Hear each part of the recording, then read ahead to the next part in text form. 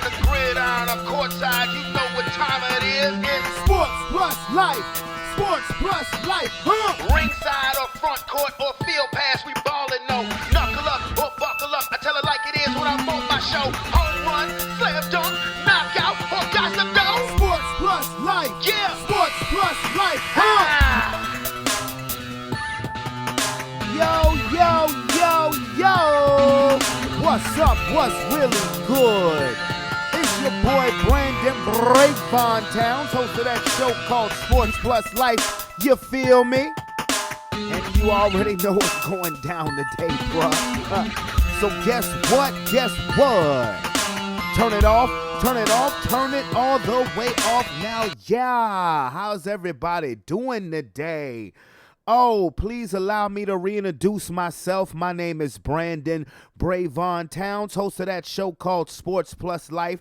That there sports podcast where we talk about all of the necessary topics in sports and all of the necessary topics in life. And I hope everybody had a beautiful day, had a beautiful weekend. Now, look, I ain't get on here yesterday, because, you know, I had to work, and then afterwards, London had a Girl Scout meeting. So, you know, your boy was just a little bit tired. Just a little bit tired. And when I came home, I just sat on, you know what I'm saying? I sat in my little recliner chair, whatever. And, nigga, I ain't moved for like 2 hours. You know what I mean? Well, maybe I'm exaggerating. About an hour and a half. There's a little bit of exaggeration. About an hour and a half. And then by the time I got to moving, I'm like, you know, I'm just tired. I was just tired. And plus the heat. Oh my God, the heat this past weekend has just been crazy. But again, I hope everybody had a wonderful and blessed weekend, and I hope everybody has a wonderful and blessed week. Now, Roman's birthday was on Saturday. You know, we addressed that last week. So, you know, boy was hyped that he turned 12. He had a great day, wonderful day. Woke up, made him a huge breakfast, made him and London a huge breakfast. Then they went out with my mom to go bowling and went to Golden Corral for lunch. And then me and Kia took them swimming, because I had to DJ at the Anarav Swim Club out in Verona for a couple hours. And they went with me, and they had a ball. It was kids' night. It was a kids' night party. So I DJ'd, the kids swam, and then we went to teppanyaki for dinner. So that was my boy was just...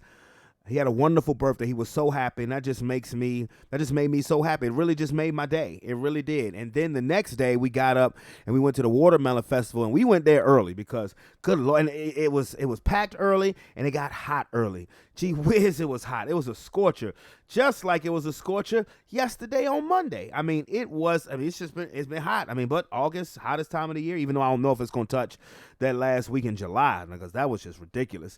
But, still, great time, and I am DJing again at the Anarav Pool Club, okay? The Anarav Pool Club in Verona, yes. So your boy did his thing. Tell you, your boy did his thing Saturday. Had them kids jamming, had them adults jamming, and this Saturday coming up on August 19th is going to be even better, and... yeah, I can't wait. It's cool. 1500 Midview Road in Verona, 23231. Come holler at your boy on Saturday, August 19th from 8 to 11. They having this a glow party. So I'm going to turn up for them folks. I'm going to turn up for them. And yeah, so shout out to the Anarav Pool Club. Shout out to my Black and Gold fam and my fam in general. Love everybody. Love you much.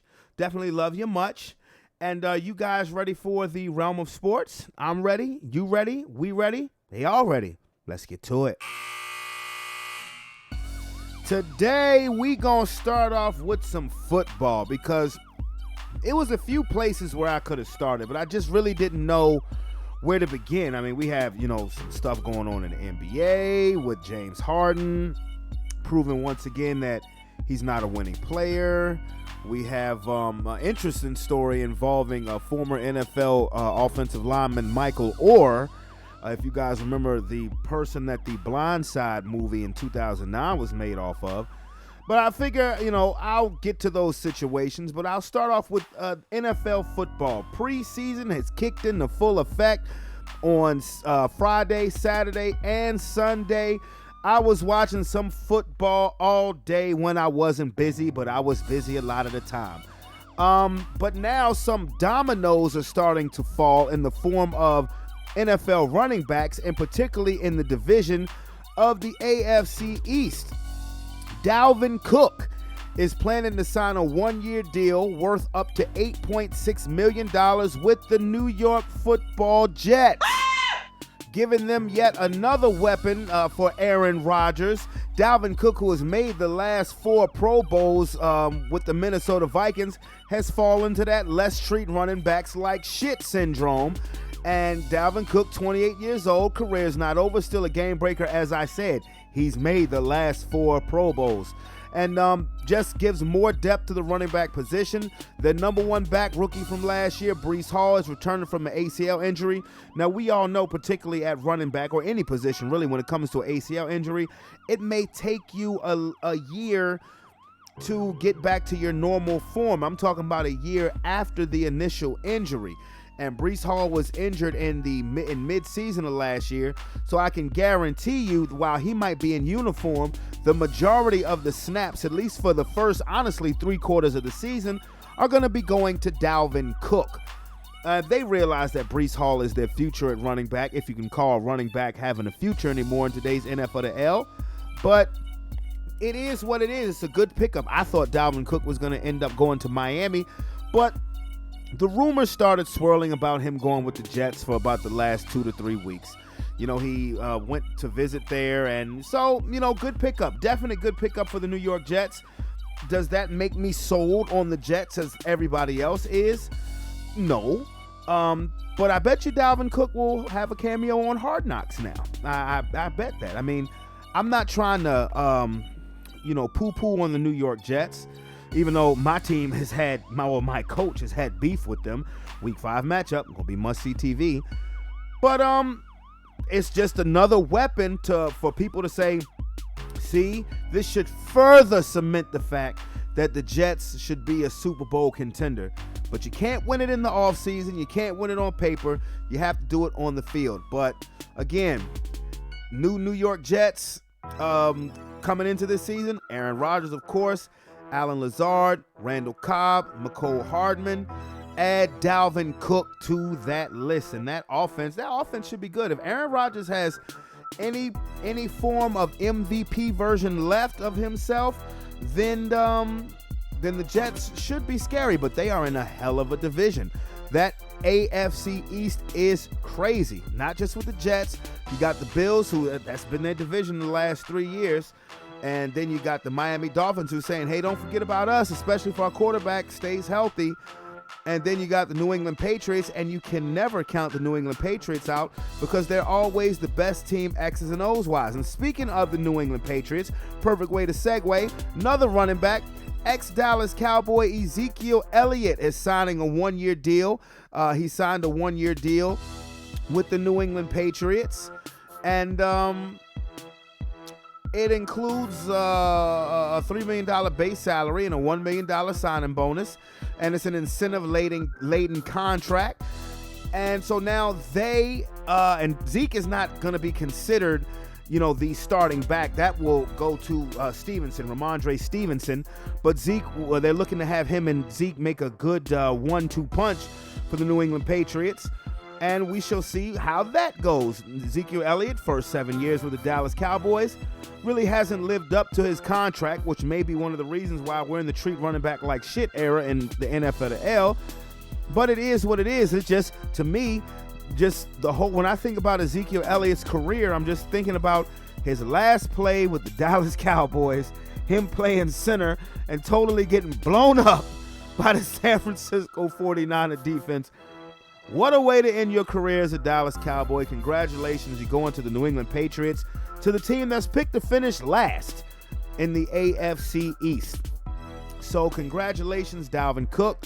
Congratulations, Ezekiel Elliott, on your new landing spot. Some more of those dominoes will fall. I wouldn't be surprised to see Kareem Hunt end up in a New Orleans Saints uniform because they're having running back issues. But let's get to some preseason games. We were talking about this last week. I was saying new places, new faces. Should these players play in some preseason football? Calvin and David said no to a couple of things. I said yes to everything because I believe preseason players, players playing in the preseason is the best way to get you in shape to play football. It's how it always was when I was growing up. And we saw that. We saw Derek Carr for the New Orleans Saints play preseason. Looked great. I saw Jimmy Garoppolo suit up, but I didn't see him play. We saw the number 1 overall pick, Bryce Young. We saw C.J. Stroud. We saw those guys play. Russell Wilson. Now I'm going to talk about my Denver Broncos for a second, goddammit. I watched our game against the Arizona Cardinals. I watched it until they took our first stringers out. And our first stringers played damn near the entire first half. And we have a problem. And I'm not talking about Russell Wilson. I'm not talking about any of that. I'm talking about our field goal kicker. Whoever this new dude is, replacing Brandon McManus, he either got to get it together by this next preseason game, or Sean Payton, you got to find yourself another kicker. Because we know kicking can be, if you have a inconsistent field goal kicker, that can kill you in the regular season, or if you're lucky enough to make it to the postseason. And I love the fact that Sean Payton kept my Denver Broncos offense out there, first team offense out there until damn near halftime, because he said, no. Show me something I want to see. Keep your sorry asses out there until you show me something I want to fucking see. And finally, Russell Wilson threw about a 25-yard touchdown pass to Jerry Jeudy, who oddly enough dropped an easy-ass third down conversion, and he made up for it on fourth down by catching a touchdown. We lost the game 18-17, but I could have gave two shits about the game after the first stringers got out. So, I hope that he plays Russ again, because again, this is where Nathaniel Hackett messed up at last year. I said this last preseason. I said I don't like the fact that Russell Wilson did not play at all during the preseason. New coach, new team, new system. You need some preseason reps. Well, Sean Payton's not going to be that. And Sean Payton said that's not going to be a problem with him. And I freaking love it. And I hope Russell Wilson in that first team offense comes out again and looks sharper in their next preseason game. Trevor Lawrence, he's not a new face, but he's damn sure played against Dallas.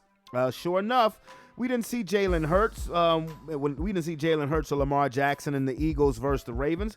That didn't surprise me. Two brothers, flexing their new contract, saying, yeah, we'll maybe play the second preseason game. Just get a couple of drives in. Justin Fields, he played for the Chicago Bears, and so did DJ Moore. And let me tell you guys something. Dark horse team for me, the Chicago Bears, because we've seen what very good wide receivers can do for quarterbacks who are trying to be on the grow. We saw it with Stephon Diggs and Josh Allen. We saw it last year with A.J. Brown and Jalen Hurts. Could DJ Moore be that missing ingredient piece that Justin Fields needs and could make the Chicago Bears become a bona fide contender to win the NFC North? Now, they're projected to finish last, if I'm not mistaken, and I think that is a big mistake to pick the Chicago Bears to finish last, because when you have a dynamic quarterback like Justin Fields, and if you give him any type of weapons, boy, gonna be a problem. And as you saw, as soon as DJ Moore touched the football, very first play, house that bitch on a simple wide receiver screenplay. Look out for the Bears. I'm serious. They could be a definite problem for the NFC North. And it's good to see. I'm loving the parity. I'm definitely loving the parity in the league. And again, like I said earlier about the New Orleans Saints, Derek Carr looked good. He looked good. And the Saints they've had a special defense now for quite some time. And even when Sean Payton was the coach, if you can get that offense to match with with the level of that defense, the New Orleans Saints could be scary as well. And Patrick Mahomes saw some run that game, but he pretty much already in cruise control. As far as another new place, new face, rookie Anthony Richardson for the Indianapolis Colts showed some special skills, but rookie mistakes are going to happen. But he looked fairly decent. You're expecting Jonathan Taylor to be back in camp this week, so that would definitely help as well, even though I totally understand Jonathan Taylor, because your owner needs to put some respect on your name for real. I saw when I was watching the 49ers and the Raiders, and Uncle Michael was kind of feeling himself. Raiders look pretty impressive. Bro, you was going against Trey Lance. That's all I'm going to say. That's all I'm saying. Even if you have a backup quarterback, you're going against Trey Lance. I think it's time the 49ers stop bullshitting everybody and just admit what everybody else already know. You made a mistake in that draft class taking Trey Lance. You made a mistake. Everybody know it. The 2021 draft, everybody knows that you fucked up. You moved up to number 3 in that draft class to take Trey Lance, who was more of a project than a ready quarterback, when you should have took Justin Fields. We all knew that Trevor Lawrence was going number 1. Zach Wilson should have never went number 2. I mean, look, the Jets just got Aaron Rodgers. Can you not admit? I mean, can you admit without actually saying it that you fucked up? I mean, the New York Jets and the San Francisco 49ers totally blew it in the 2021 draft. The difference is the 49ers have such a great team and such great coaching around them that it hasn't affected them when it comes to productivity on the field. What only thing that they haven't done is won the Super Bowl. They've been to the last 2 NFC championship games. The Jets, that's a different story. But bruh, Trey Lance, I'm not trying to be funny, and I'm not trying to talk shit about the kid. Wish him nothing but the best. But he's not it. He ain't it. He's not it. You may have accidentally found your quarterback, Mr. Irrelevant, Brock Purdy, because Trey Lance is not it. He's not. You just, what you need to do, this is probably what San Francisco is doing. You probably want to get him some reps, make him look decent to somebody so they can take him off of your hands, because I think Kyle Shanahan has seen enough. Trey Lance, no, sir. So preseason is definitely back into full effect, and that is what's up. September 7th, that's the first game, the Kansas City Chiefs and the Detroit Lions, and then that weekend, September 10th, the first Sunday fun day of full NFL football. You know your boy cannot wait for that. But now, let me transition to the NBA. Listen, the NBA offseason has been kind of drama-laden, and I'm pretty sure they want to keep it that way so they can keep themselves in the news. James Harden. Everybody thought that James Harden was going to be traded from the Philadelphia 76ers. That's what everybody thought. But then this past weekend, Daryl Morey came out and said, we're ending all trade talks with James Harden. And James Harden went with cameras all around him, and I believe it was in a Nike meeting or an Adidas meeting or something, and called Daryl Morey a liar. Ain't that a bitch? I mean, called him a liar. Daryl Morey is a liar, and I will never be a part of an organization that he's a part of. Let me say that again. Daryl Morey is a liar, and I will never be a part of an organization that he's a part of again. Thank you, man. I'm just curious, though, like, what was the cheering all about? I mean, I can understand people in the crowd kind of gasping because they already know that that's going to make front page headlines.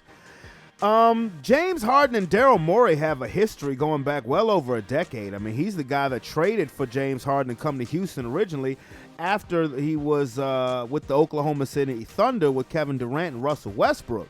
Daryl Morey has been responsible for James Harden making over $250 million in the game of basketball in the NBA. So maybe they had I scratch your back, you scratch mine. They had a verbal agreement as far as, hey, I'll opt into my player max, to my player option for this season where you're making over $35 million if you just trade me to said place. Apparently he wants to go to the Los Angeles Clippers. And if I'm the Los Angeles Clippers, don't do it. Don't do it. Don't do it. You did good by keeping Russell Westbrook. Don't bring James Harden up in there. And who you trading for? Who? And because if you're Philadelphia, who do you really want to trade for? Kawhi Leonard? No.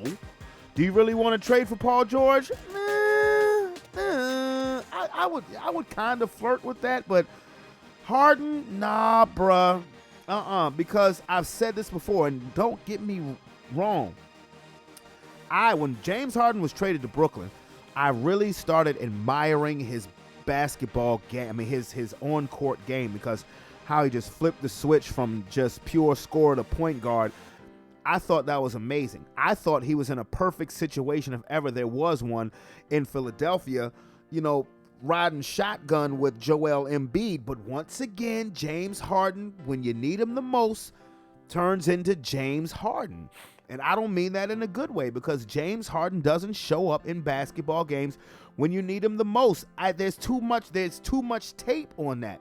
And I don't say that with any type of enjoyment, but I've been saying this ever since I started this podcast. I said when James Harden was in Houston, if he's the best player on your team, you're not winning a championship. You may get to a conference final, but you're not winning a championship. And I believe that Harden's best chance to win a championship is where he is the second or third option on a team. And I thought that was at full display when he was with Brooklyn. Now, can't necessarily blame him for what happened with Brooklyn. Brooklyn just turned into a mess. But if you're the Philadelphia 76ers, if you're a 76ers fan, man, you got to be saying, damn it, we just cannot get right. Ben Simmons, we all know that story.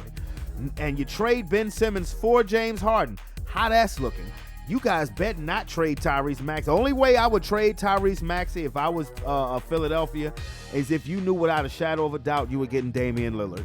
That's the only way, because golly. I mean, and if I'm Doc Rivers, I'm like, you fired me for what? You fired me for huh? Is it Doc Rivers' fault that James Harden just completely went AWOL in Game 7 against the Celtics? No, it is not. And James Harden, if you're upset with Daryl Morey, I would have just kept that in-house, to be honest with you, because especially with the history that y'all got. Y'all pretty much having over a decade of a player-general manager relationship. I just wouldn't have carried it that way if I was James Harden. I just wouldn't have done it. I don't like the way he carried that situation. Even if Daryl Morey lied, you don't bring that type of attention to yourself. You know why? Because over the last 2 years, you have made the business you've made more headlines for saying how much you don't want to be on said team anymore instead of what you've done on the court. You forced your way out of Houston. You forced your way out of Brooklyn. Now you're trying to force your way out of Philadelphia. And this has all been since 2021. It is 2023. And it's like, bruh, like, are you not going to be happy anywhere? I mean, you are one of those players I remember I was talking to this about Marquise when we were talking about Damian Lillard and Russell Westbrook, compare and contrast. James Harden is one of those players where you're going to hear it more if he retires without winning a title than Damian Lillard, because he's historically a better player than Damian Lillard. But the way he's handled his business the last 2 years with the basketball teams that he's been on, to me, have just been all wrong. Honestly, to me, have just been all wrong. He's been cantankerous, throwing temper tantrums on beard, putting on the fat man outfit and all of that other stuff. And it's like, that's just, you're near the end of your career, dude. You don't want to handle things like that. You don't. And if you're the Los Angeles Clippers, don't do it. Don't do it. Leave James Harden the fuck alone. Bye, bitch.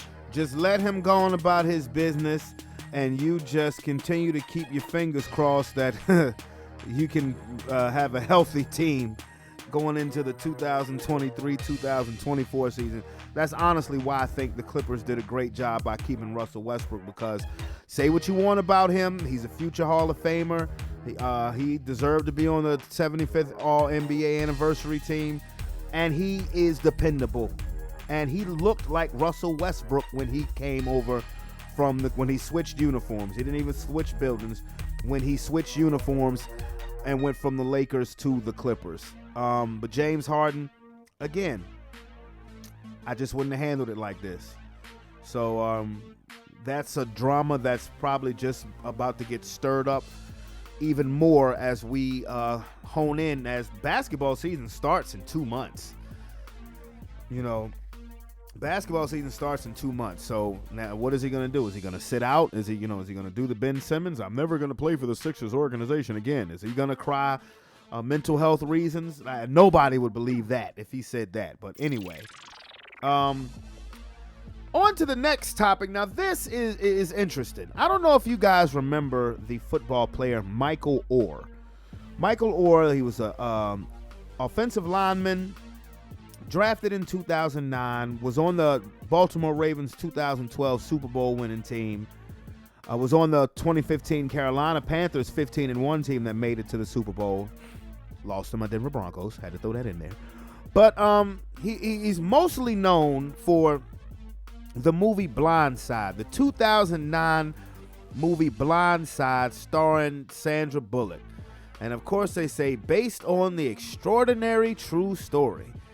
And where Michael Orr, downtrodden, project living, big dude, big black kid with skills to play football, offensive lineman, but is pretty remedial in his education, was adopted by this family, the Towies, the Towies. I'm sorry, by Leanne and Sean Towey.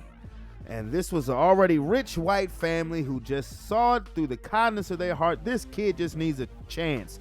He can't read, he can't write, but he's big and he has a chance to get out of poverty and play professional football. And gosh darn it, that's what we're going to help him do. And again, he gets drafted, and he's like, we're going to adopt him. We're going to adopt him, and he's going to be one of us now. And gosh darn it, that's what we're going to do.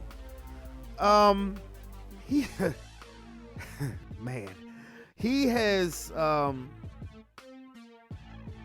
filed a petition in Shelby County Court in Tennessee, alleging that Sean and Leanne Towey, who took Orr into their home as a high school student, that they actually never adopted him.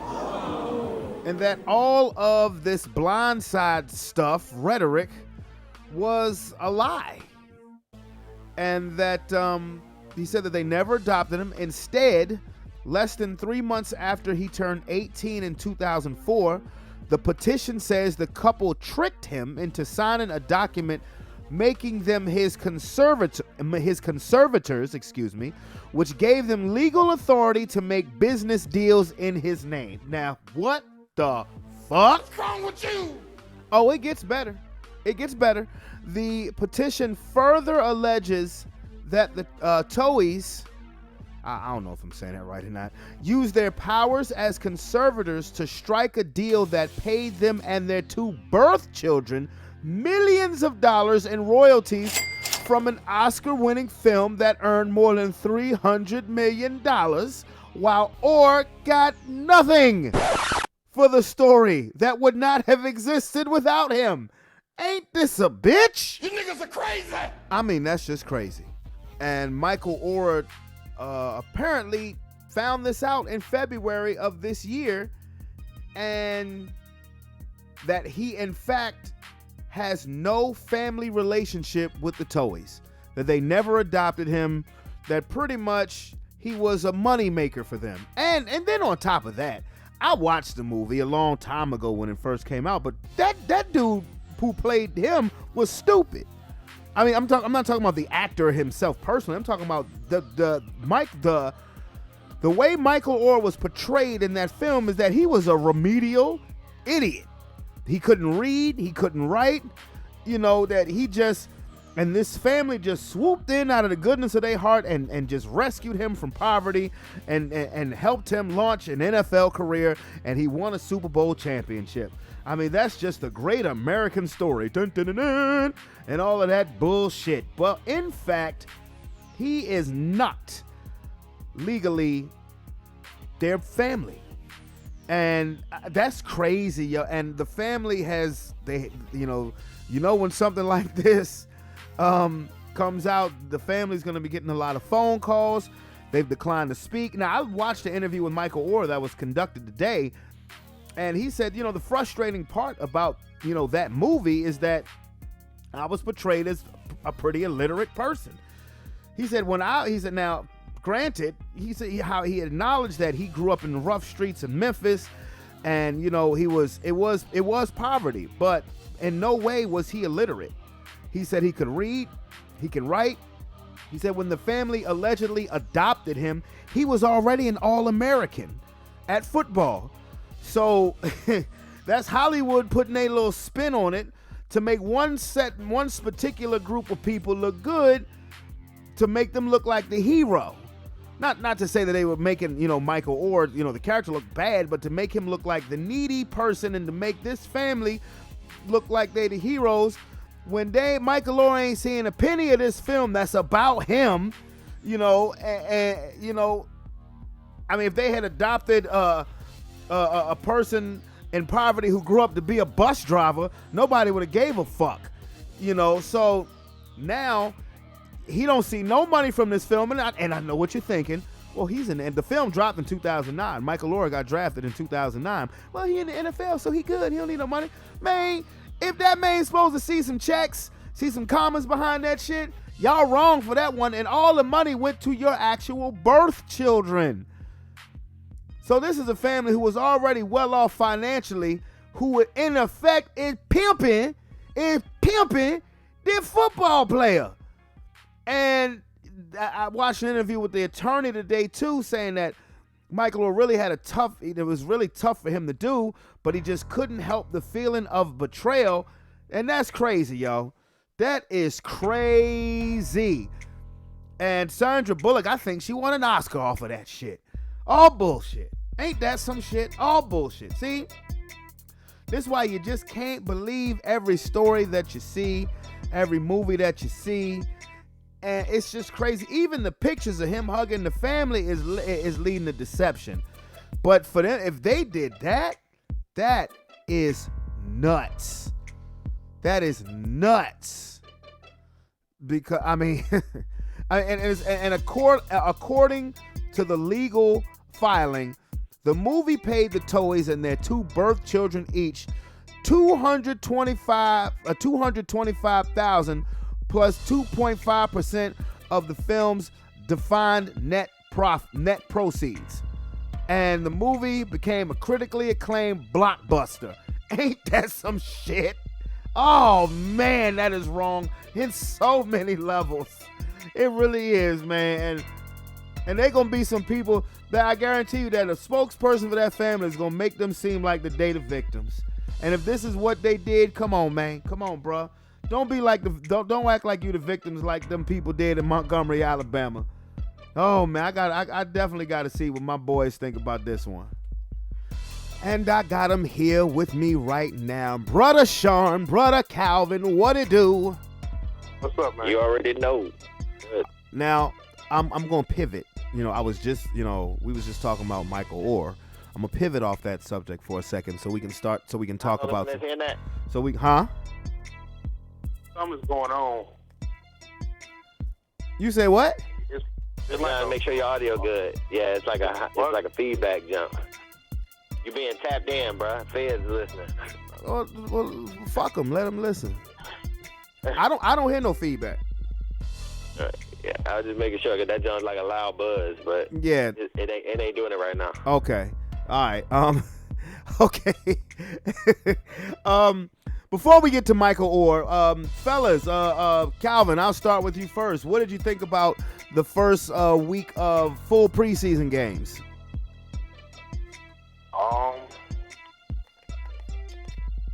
As a football fan, it's a fresh breath of fresh air. You know what I'm saying? Like, I couldn't wait to see some actual football.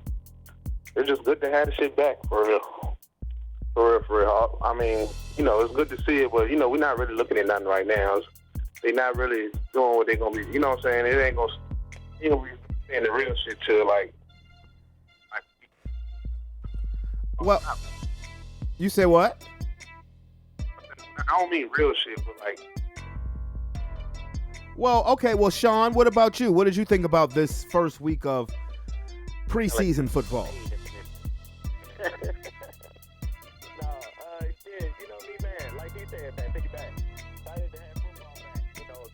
Hold up. Time out. You hear it now, don't you? No, I don't hear it. I just can barely hear you. That's because whatever it is, I'm talking loud. Yeah, you are talking loud. I do kind of hear it. Hold on. What the hell going on? Wait a minute. Wait a minute. Wait a goddamn minute. Say something else? All right, I tell you what. Okay, that's better. Buzzing, cousin, but I'm good with it. All right, I tell you what. No, because I'm not, because now I can barely hear your ass. So this is what I'm going to do. I'm hitting you back on my celly. I'm going to three-way y'all up from my celly. All right, Calvin, I'm about to call you. right. All right.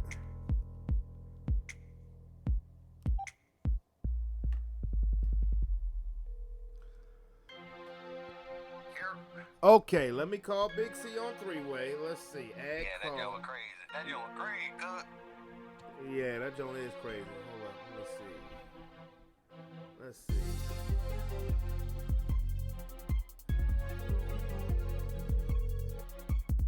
Real Nigga Podcast. Hello? All right. There we go. Merging the... All right, hold up. Merge the calls. All right, Sean, you there? Yes. All right, Calvin. Yes, sir. Okay, now as we were before the feds was trying to tap in. So Sean, what did you say? What was your reaction to first week of preseason football? Again, it was a lot of a breath of fresh air to get a whole week worth of football back. Even though like he said, it ain't nothing but vanilla offenses and vanilla defenses. Looking at some of the teams, it was a lot of surprises and a lot of not surprises.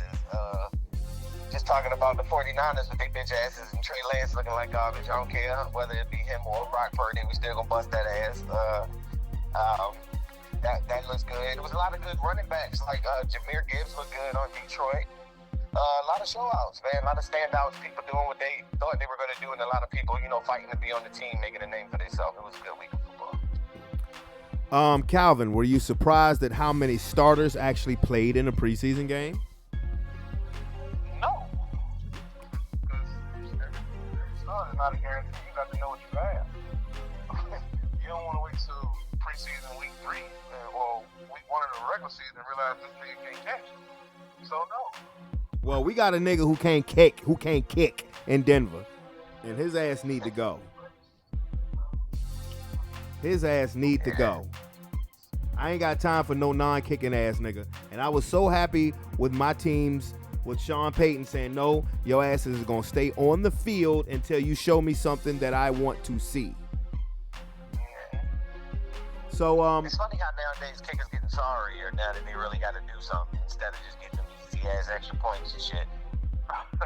Yeah, kickers are getting sorrier, but they treating the running backs like trash. Ain't that a bitch?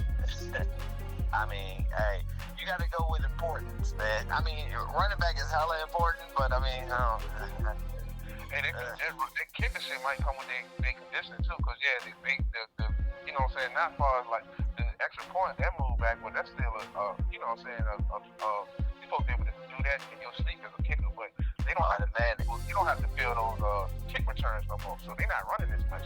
All they know is they're gonna boot that bitch out the end zone and trot onto the field. Yeah, but that pushback from them kick returns being a little deep and exposed a lot of motherfuckers who just used to get them chip shots. Now them shits ain't chip shots as much, so they missing a whole lot more. Them shits becoming more of a like game changers when motherfuckers can't get that 7 points turned into 6 points. That shit be hurting. Thus, you'll have Mike Tomlin going for 2 every single time. Yeah. Okay. Running backs. Speaking of running backs, Dalvin Cook just signed with the Jets. Sean, I'll start with you first. Do you think that makes the Jets the team to beat in that division? I gotta don't get me wrong. They're a very scary team on the strip. Like I said, they were pretty decent with the defense last year. They just needed a good offense. Good offensive quarterback, and you get Aaron Rodgers, and then you start to get him his little pieces that he know, and mixed in with Breece Hall and Dalvin Cook. I mean, health has always been a thing for Dalvin, but if they can stay healthy on paper, like I said, on paper right now they look pretty dangerous, man. Well, Dalvin Cook has made the last 4 Pro Bowls, so I mean he's been pretty healthy. Last 4 years. Yeah. Calvin, what do you think about Dalvin Cook to the Jets? It don't make them the team to beat, because the team to beat in that division right now to me is still the Bills. You know what I'm saying? Like, I feel like they still gonna win the division, but it do make them a little bit more dangerous. You know what I'm saying? To secure, because you can't. You have to play a certain way now because you have somebody who's gonna bang and somebody who's gonna fight for extra yards. It's not no. He's still I feel like one of the top backs in the NFL. So you can't just load up. You can't just back them. You got to bring them. Eventually, you have to bring the safeties up, and that's when what I'm saying. Anybody like Aaron Rodgers will start to cut you into 1,000 pieces. So I like it for them. You know what I'm saying? They did the same thing. You know what I'm saying? Did the same thing we kind of did. You know what I'm saying? It might work out the way they did. All they need now is a pandemic. I really see the Jets coming out of there. Josh Allen is good. I feel like it's his style of play that it's not good for him at the end of the year because he's always taking them. He's like a Cam Newton. They just wear down. They always be getting hit and trying to make all the big runs and shit like that. So by the end of the season, he all bruised up and can't do nothing. And them boys, I feel like too physical for the Bills, man. I don't see them. I don't see them beating the Jets. As long as the Jets can come together on offense, if Aaron Rodgers can be Aaron Rodgers and just give them the little boost that they need, I see the Jets coming out of that division. Okay, well, transition from the team that you guys, that at least Sean sees coming out of the AFC East. First, let's transition to the team that people think are going to be last in that division. The New England Patriots just signed Ezekiel Elliott. Calvin, I'll start with you. What do you think of Zeke going to New England? I think Zeke is on a personal campaign to be the most disliked person. All the entertainment. You went from a Cowboys fan to a Patriots fan. Sir, don't want nobody that likes you. You know what I'm saying? But hey,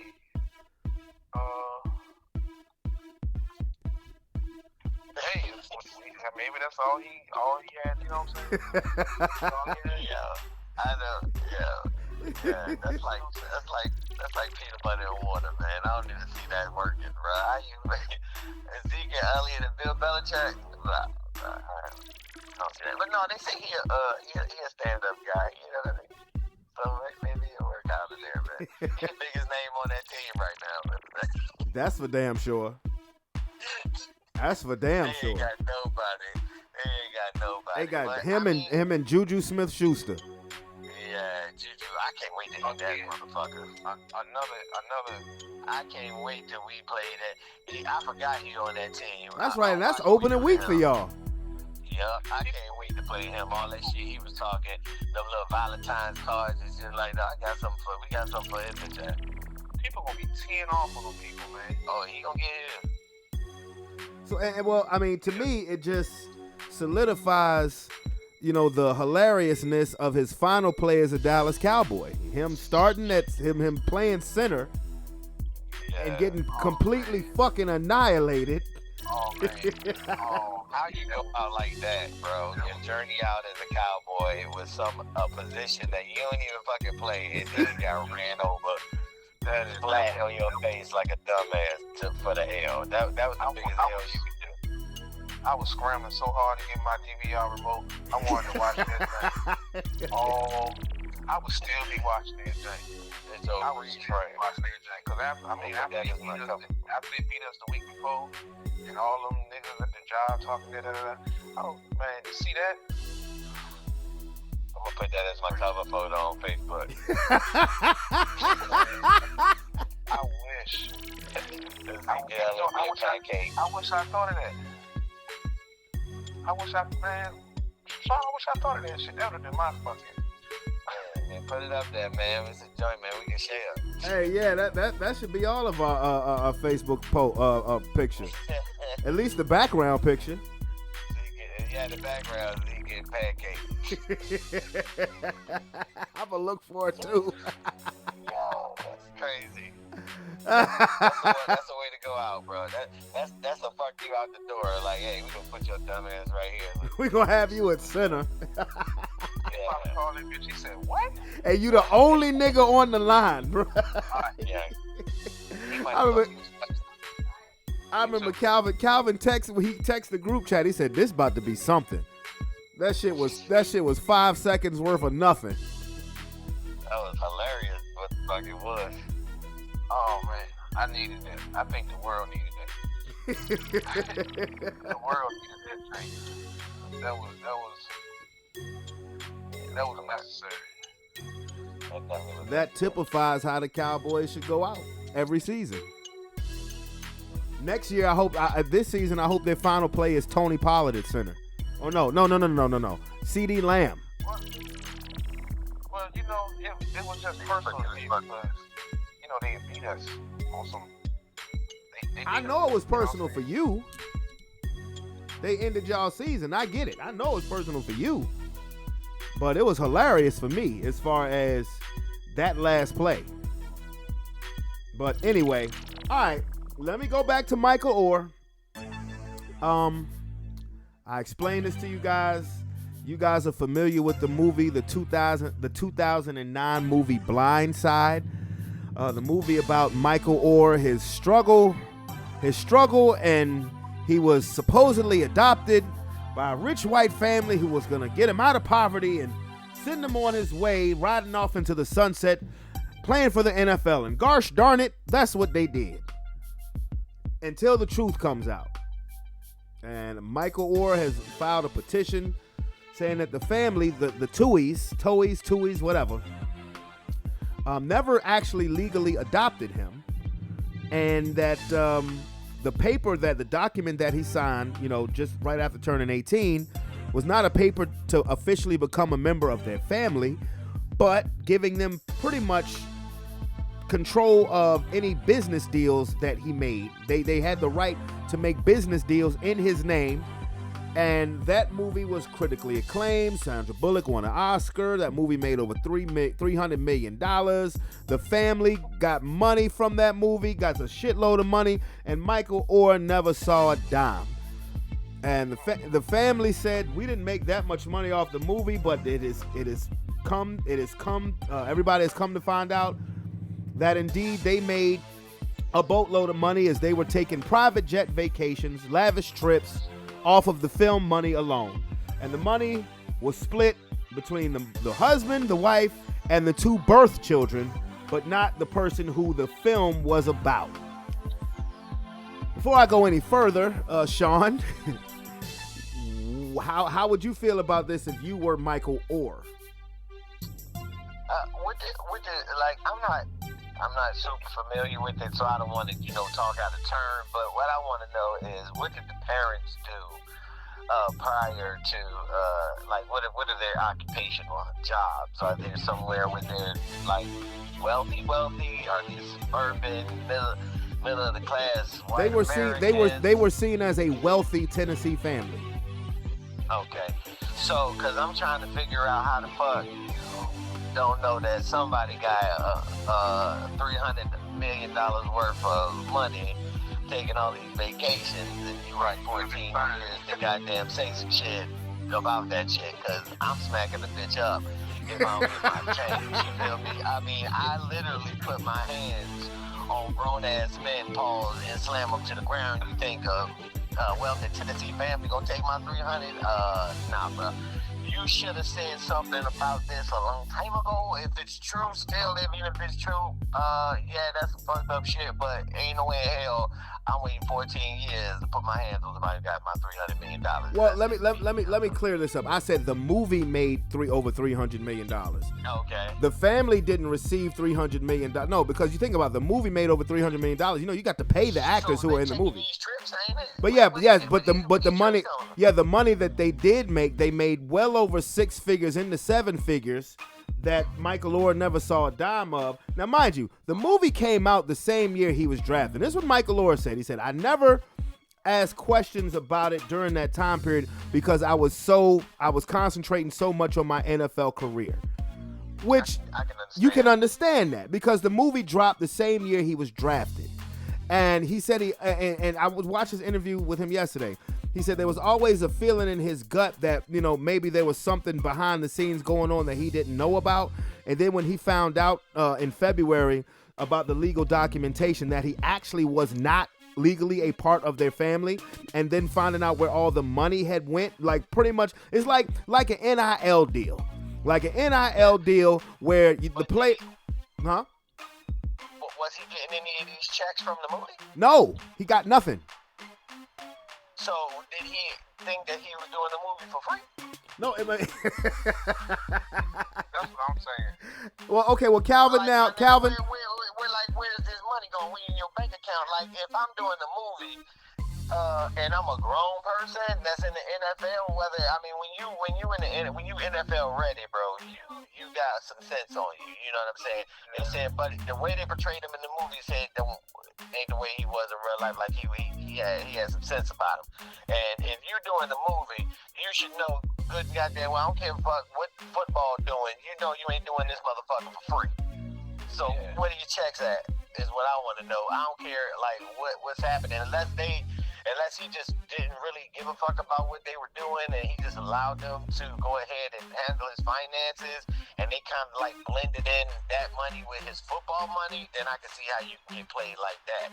But I mean, if you're telling me right now that I ain't even gonna say that because that's the only way that I would see that would be a thing. Like if I just said, yo, I trust you, handle my finances, you took me in as my family, I know y'all got my back, I ain't even paying attention to it, I'm not even used to all this money, y'all already wealthy, so y'all getting and doing shit. That's kind of the way it was portrayed. Calvin, before you go, let me read this to you.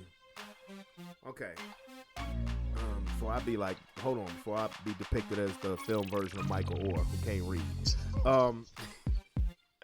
The 14-page petition filed in Shelby County, Tennessee, probate court alleges that Sean and Leanne Tui, who took over, the daddy's name is Sean, who took Orr into their home as a high school student, never adopted him. Instead, less than 3 months after Orr turned 18 in 2004, the petition says the couple tricked him into signing a document making them his conservators, which gave them legal authority to make business deals in his name.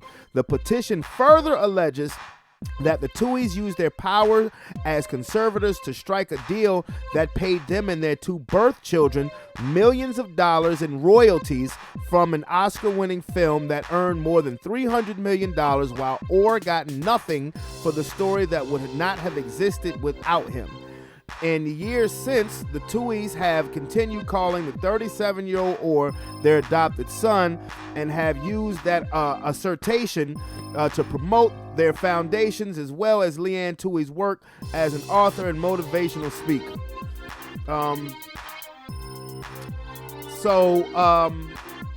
And this was from Michael Orr's attorney. Michael Orr discovered this lie to his chagrin and embarrassment in February of 2023 when he learned that the conservatorship to which he consented on the basis that doing so would make him a member of the Tuohy family, in fact, provided him no familial relationship with the Tuohys. Calvin? A lot of different shit to talk about that shit. That conservative shit, that's the same shit that Britney Spears did to her. That's why you ain't hear from her no motherfucker. You ain't hear from her for me. She's still trying to get out that shit. We're talking about the biggest stars ever. And she's getting slapped upside the head by Victor Wembanyama's. No, let me stop. So you have that, and then I would like to know. You know what I'm saying? I would like to know where they boosters or they college football boosters. The reason why I say that is if it's online, it's on ESPN. Them college football boosters, that booster program is like the mob. You know what I'm saying? Like they are all powerful in that. You know what I'm saying? In what they deal with. So basically, he signed like that's basically modern day slavery. You know what I'm saying? It's almost, but it's that's basically what it is. You know what I'm saying? Because he got nothing from this. And I'm like with Sean, like you have to know, it's not just because you pointed this out. He was already an All-American when he adopted. Yeah, but see that, and what's crazy is that wasn't depicted in the movie. They just made it seem like he was a big dumb nigga. I understand. I understand that. So they already. It's not like they just picked some random child. They knew what he fuck they were getting into. That's why I want to know their overseas, because that shows some type of mentality. You know what I'm saying? You know how many shelters it is in Tennessee? You could have got some poor child that can't even throw a ball. No, you pick this all American. You know what I'm saying? With all these scholarships and shit. You know what I'm saying? Because, like, you know how the sport is. Like, you know how sports is. They pick these kids out of high school and chart they have. You know what I'm saying? So, but the sad part is, you are in the world. You know what I'm saying? Because it's probably nothing what you can do, because they were smart. They waited till you was 18. You know what I'm saying? And those doctors are being reminded. That's why you learn them shit. You know what I'm saying? It's very fucked up. You know what I'm saying? But it's very fucked up. But like Sean said, you would have to know. It's not like the movie came out for you. The movie came out with the draft. That means you know. That means you can talk to the agent. You probably had an agent. You know what I'm saying? The agent had to know about the movie. The agent probably would have asked you questions about it. You know what I'm saying? So you see who his agent was. He had to get connected to that program or to them. You know what I'm saying? Because if that's true, you don't screw somebody like that by yourself. You know what I'm saying? That's like you work for me and make me money type shit. Yeah. That's it. You know what I'm saying? Now, if you was complacent with it, you know what I'm saying? If you was complacent with it, you knew what was going on. Like you said, they was taking trips and shit, doing all this other shit. If you was partaking in that shit, and now you fell on some hardships, and you feel like, you know what I'm saying? You know, you feel like now you wanna raise hell. You know what I'm saying? I think that was kind of shameful. Like, what damn? You know, yeah, you found out about it, but you just spoke about it. You speaking about it now, but did you really just find out about this shit after your career is over and after all that? You know what I'm saying? Well, see, I'm gonna put it in this way. If he did just find out about this, like 6 months ago, finding out that he is not a legal member of their family, and he just found out, you know, let's say for the sake of argument, he literally just found out about this, I wouldn't give a damn what the time period was. If you did me wrong like that, you know, there should be some kind of compensation. I mean, but I definitely see what y'all are saying as far as, yeah, you a grown-ass man, but I can also see both sides. I can see you a grown-ass man, you should be handling your business, but I also see you trying to, you know, you're trying to focus on your football career, going into a locker room where a bunch of other grown-ass men think that you're dumb because of how you're depicted in a movie. Well, I ain't talking about that. You think about what you want to think. I'm saying if you in the NFL, you have an agent. You know, so that agent makes money off you. So if it was something, so I'm saying if you had an agent, that agent an agent had to at least come to him. What if the family hired the agent? What if the family hired the agent? Well, that shit don't really work like that, because that family can't hire the agent, because the family don't pay the agent. You have to pay the agent. Yeah, but I mean, yeah, you have to pay the agent, but what if they recommended that to him, hey, you should hire this agent? Well, that's what I said at first. Want to know? That's what I just said. Do you want to know if he had that connection to them? You know, I just said that. You know what I'm saying? And if that's true, if that's true, then he in trouble. Because you're supposed to look out, because an agent is in fact a lawyer. You're supposed to look out for your client no matter what. You know what I'm saying? Like Brandon, if you hire an agent, if you hire a lawyer, if Sean get in trouble for something, they say he slapped somebody, and you hire a lawyer for Sean, and it comes out of court that you in fact slapped him, he put you on the stand. He can't not put you on the stand because you pay him. Hey, who told you about that situation that happened between us? No, I'm just playing. I'm just saying that's how this shit work. You know what I'm saying? I would love to know who his agent was if he had one. Yeah, he could have went the Richard Sherman route and represented himself. Could have had one, or had a firm, or had some, you know what I'm saying, had some type of, you know, just see what they always follow the money, because they've been doing this for a minute. And they covered their tracks years ago for this. They knew this probably day would come. You know what I'm saying? He can try. Well, yeah, I mean, look, to me, the fact is, you know, for me, my issue would be is like, y'all received all this money, you gave your birth children all this money on a story that was based on my name, image, and likeness. What the fuck? Right. That would be like, for me, it would be such a principle thing. Like, what the fuck? You know. Right. Well, that goes to conservatorship because if somebody's a conservative, that's like having power of attorney on you. Like you can't make your own thing. Yep. You know what I'm saying? That's fucked up. You get a conservative. It's fucked up to get a conservatorship over somebody who basically anybody who don't need one. But it should, you know what I'm saying? But you got to know something's up when you now making all this type of money. Somebody want to do that conservatorship. Somebody might want to look into that shit because, you know, basically that's what it is, power of attorney. Power of attorney is for people that can't function. They old or they disabled or something like that. Right. Conservatorship is like, I got it. They gonna make the money, but I'm a, you know what I'm saying?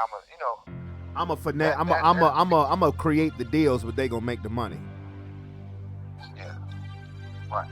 And it's forever. Like it's forever. Like they don't never go back to see. You know what I'm saying? It ain't like child support when you have a hearing every so year to see what's going on. You know what I'm saying? It's like it's forever. You know what I'm saying? Because it's.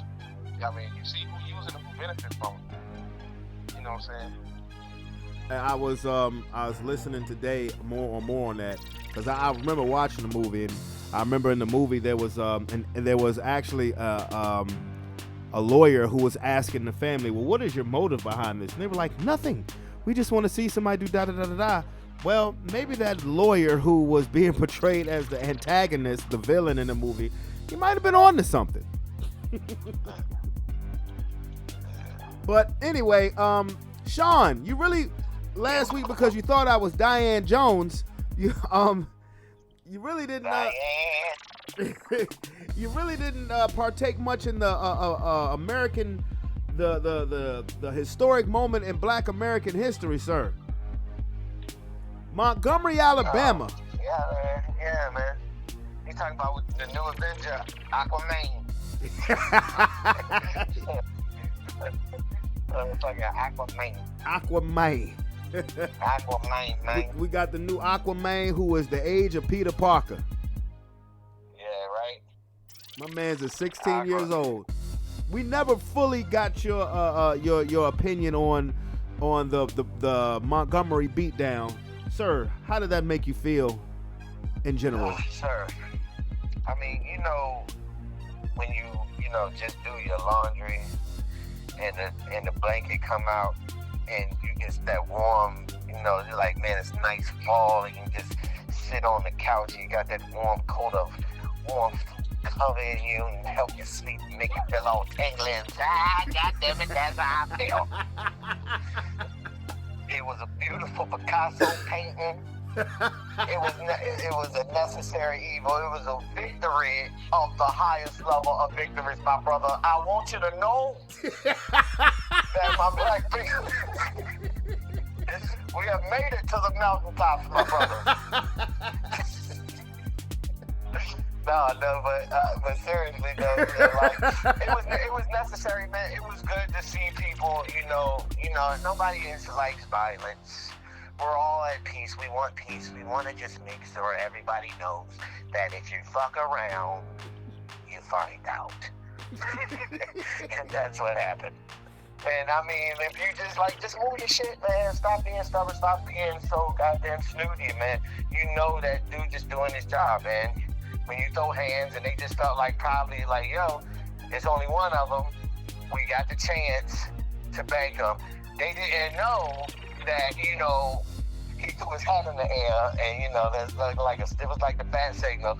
And it was like, he just had some real people he worked with because if I'm not mistaken, the 6-year-old boy worked on the joke too, right? No, the 16-year-old boy was on a whole nother boat with a bunch of other black people who was watching it. Yeah, but I thought he worked there with him. He knew him. Yeah. Yeah, he had a uniform on the blue joke. So the 16-year-old was an employee too? Yeah, he was oh man, that's even better. That's even better. So that's basically like when we was back at Popeyes and somebody asked you, did you want some juice? Yeah. I was ready to goddamn go to get some juice with him. Yeah, that's right. You wanted some juice, nigga? You want some juice? You want some juice, nigga? That's a true story too. Yeah, that's a true story. Somebody, you know what I'm saying? So it's like if something goes down, you got some real people that went there. They just didn't know that he had some real people around him. They thought they was good on that boat. They fucked around and found out, and somebody finally broke the damn thing that black people can't swim because he looked like he was struggling, but he didn't. But It's you the know, when you problem. swimming fully clothed, bro, that's hard. Yeah, I mean, he looked like, he could have took a couple classes and a couple brush strokes, he would have been straight, but he got there. He got there. He pulled himself up, soaking wet, fully clothed too. Yeah, soaking wet, fully clothed. And body slammed the nigga. iPhone. Yeah, because he probably had his phone in his pocket. That thing ain't no good. Well, I'm pretty sure he didn't set up a GoFundMe. He probably got 5 of them bitches now. He ain't had to set up no GoFundMe. They had. You said what? Oh, me? Oh, no, I'm saying it. I always. No, Sean just disappeared. While he coming back, I always laughed at that notion of black people can't swim. No, black people can't swim. Yeah, he disconnected. Hold on, Calvin. Hold on. Hello, you disconnected? I didn't do it. Y'all ain't like y'all know me. Oh, hold up, because I thought you was so damn excited. Hold on. Okay, let me see. All right, hang up, and I'm gonna call you back. Hang up, I'm gonna call you right back. All right.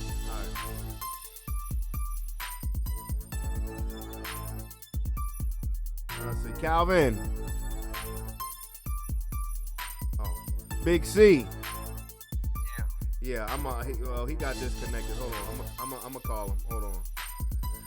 I'm gonna add him back. But yeah, the notion that black people can't swim, yeah, well, I mean, it happens.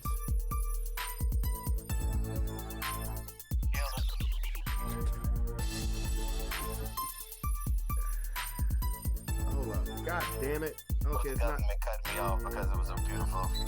No. Go ahead, bro. Go ahead. Finish your soliloquy because I'm gonna have to hang up and call both of y'all back. Hang up. Finish what you're saying, bro. Because you was moving. You had me moved. Nah, brother.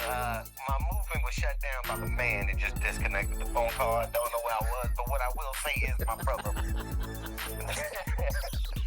that was it was a victory for us finally online. So that's why people are going so hard and there's chairs everywhere because it's not always that we get victory. So you gotta enjoy the small things. You know what I mean? And we're gonna enjoy this for an extent of time. Absolutely. Answer this.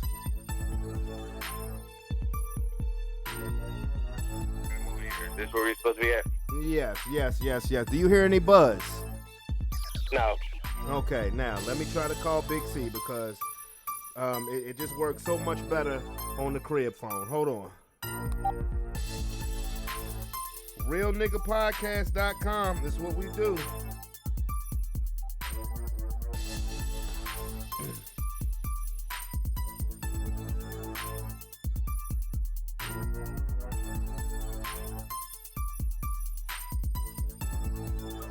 Yo, Sean, you there?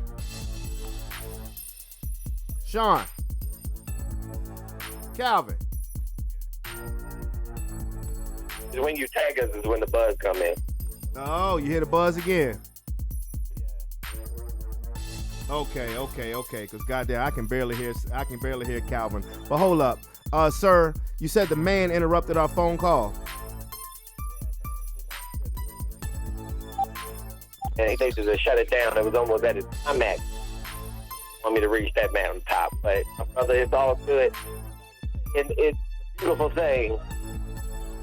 Hell, I mean victories, but things when we get them. We absolutely do. So I'm putting y'all on the cell again because yes, I think this means it's time for me to get another crib phone. Because this one is old as shit. It belonged to my daddy, R.I.P. But that means it's time for me to retire this one. Sean, I'm calling you. And put it away because I know you know what I'm saying. Yeah, just don't. Yeah, you get your new. What is it? This is me, bro. Boy.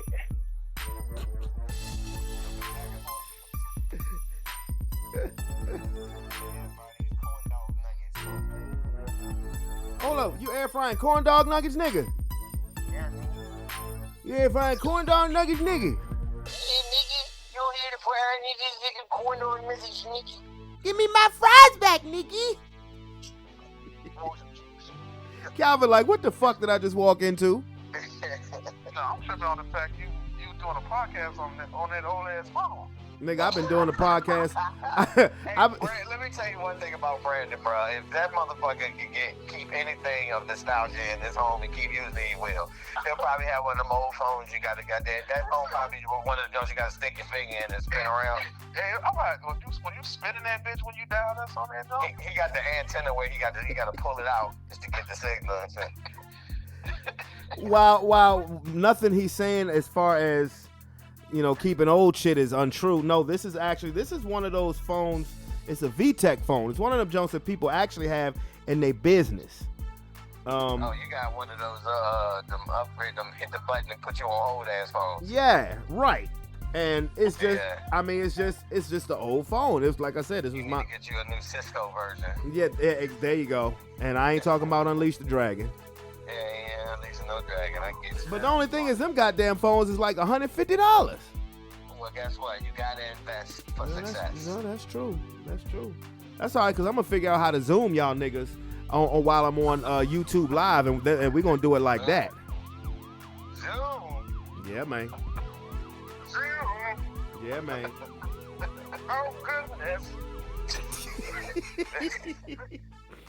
But yeah, yes. I'm about to have my room set up. They fixing my shit, so now I can goddamn get that shit the way I want it. So if you do ever Zoom or whatever the case may be, I have an area to be able to do it in. You feel me? Well, that's really what I've been wanting to do. I want to do the joint live. You know, first thing was first. I had to get enough subscribers to be able to do a YouTube live. I've done that. Now I have. I'm about to say, just put a picture of my face up there. You can use it. Nigga, I'll lose subscribers. Shut up.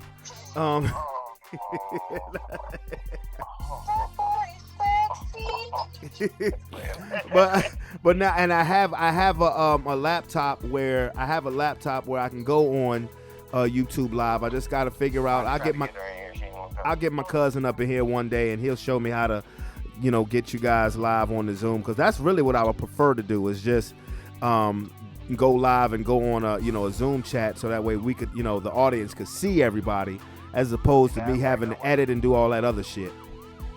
But anyway, yes, that was a wonderful day. Still has been a wonderful day in Black history. And but you know what? I didn't realize a lot of it. Like, did you see the video of the captain of the boat? How he spoke out? No, I didn't. Yes, man. I'm gonna send you the fucking video.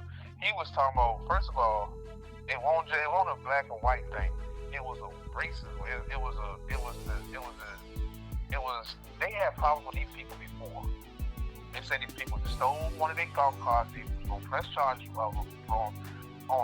They've done other shit. You know what I'm saying?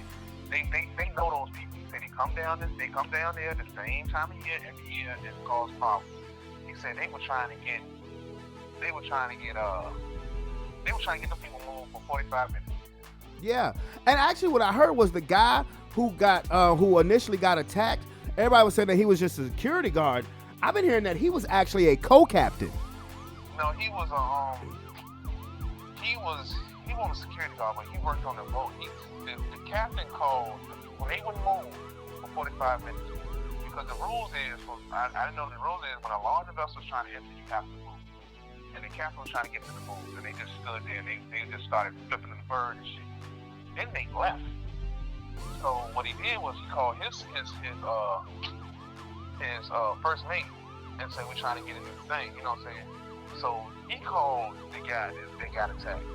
And and you'll see this, because he'll say it, the way the boat world works, it's not like your car. Somebody move your car, you're gonna have a problem. But if somebody move your boat, like not take it, but move it, just to get because the vessel get in, it's not unheard of. It's not real. It's not considered rude. So once that happened, they came running down. That's when all hell broke loose. But the captain said it won't just, you know what I'm saying? They couldn't. They had to stand there and watch they like family, because they say those people, they sometimes they have to stay on their boat for extended period of time for a week at a time. They gonna get boats from different parts of the United States and shit. You know what I'm saying? Yeah. And that's like your family. Like you live on that boat. You watch movies. You know all their family and everything. So to see them, you know what I'm saying? To see one of them get attacked, it was hard for him. He said emotions was running high. They saw their boy getting beat up. He said they weren't just his black crew members. He said his white crew members were down there too. Well, I tell you I what. see them, but that's what he said. I tell you what. When I saw the Migos skip into that boat to run down on them motherfuckers, I was like, yo, it got real. And you know what? I believe you. You know that when you do those boat jobs, you are on the ship for some time. So you definitely develop personal relationships, and and it's just like I said, they thought they could do something, they fucked around and they found out, and now I may want to get me a chain with a chair medallion on it. So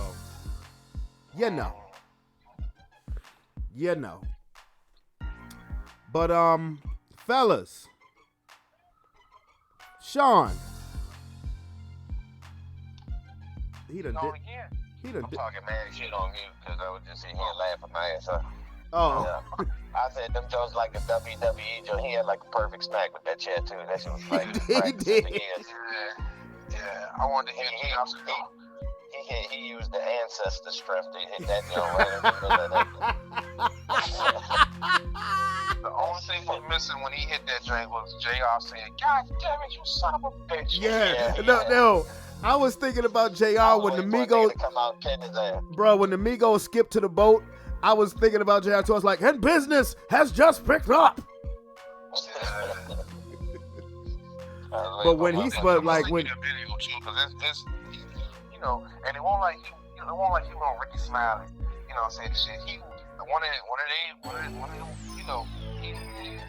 them, you know, he was called by, I guess, a local radio station down there, you know what I'm saying? And I guess they were trying to get him to say, "Oh, they crazy," you know what I'm saying? And he broke it down like how he saw it, you know what I'm saying? And all the dude could do was, "Well, I appreciate you, you know, appreciate you saying it like that, you know." Well, the lady, remember I sent you the Roland Martin version, didn't I, Calvin? The lady who was commentating that was contacted by Ricky Smiley because she was commentating it hilariously, and but the dude who was doing work with that chair, when he hit that lady who was, cause one dude, hey, I ain't gonna lie, the dude he hit 3 times was eating them Jones. He was eating them Jones. That liquor must have been heavy in him. Because he took about 3-1 straight to the face, and he kept coming. And then another dude jumped on him. But then when he smacked that chick with the chair. Not advocating violence, that but... clean. That joke was clean. And then the whole group of people who started shit conveniently turned into Karens when the cops came around. That's how it goes, though. But then they caught that L today, bro. I think they can't even go back to the country club no more. They ain't getting on the best name now. They get to the top of that. Yeah. It's gonna be a while. Yeah. If ever. No parties for you, man. Nope. You are not invited to the brunch. You're not invited to the Tiki Torch Club. You're gonna have to give your goddamn pen back, Karen. We got that tiki torch, we got the folded chairs, man. There's chairs everywhere now. You can't even go to the auditorium no more. They're gonna take off the damn chairs. Man, nigga, let me tell you I something. seen some on the WWE on wrestling. Some black wrestler, they was backstage, they was talking some white wrestler. It's like, why didn't they just move the boat? They had chairs in their hand. They said, "What you gonna do with that?" He said, "Why you just move the boat?" Hey. He could just move the boat, bro. All this would have been, everything would have been good, bro. Bro, now's the time to invest on folded chairs, bro. Stock never been higher. You know what? Now's the time to invest on folded chairs. White folded chairs. Stock never been higher. I'm telling you. It's the gift of the time. Everything going up, bro. Everything is Yeah, everything goes up but your paycheck. That's right. You ain't never lied. Must start me an OnlyFans. But before we go, have you guys heard about the James Harden situation? Yeah, he said he don't want to. They shut down trade talks and he's bad again. Every year. Yeah, Same damn thing. Yeah, pretty much. He said that Daryl Morey is a liar. Is he now? And I mean, Hey, come on. James Harden is, I mean, you know, while he's a great individual player, he's not a, you know, I mean, think about this, bro. In the last 2 years, he forced his way out of Houston, forced his way out of Brooklyn, is now trying to force his way out of Philly. Since 2021, bro. And if you Philadelphia, you like, god damn. First the bullshit with Ben Simmons now, and then the dude we trade Ben Simmons to get is now doing this shit. Like, damn. That's horrible. That is That's an horrible. organization thing right there, boy. Yeah, what's probably happening is they want to, you know what I'm saying?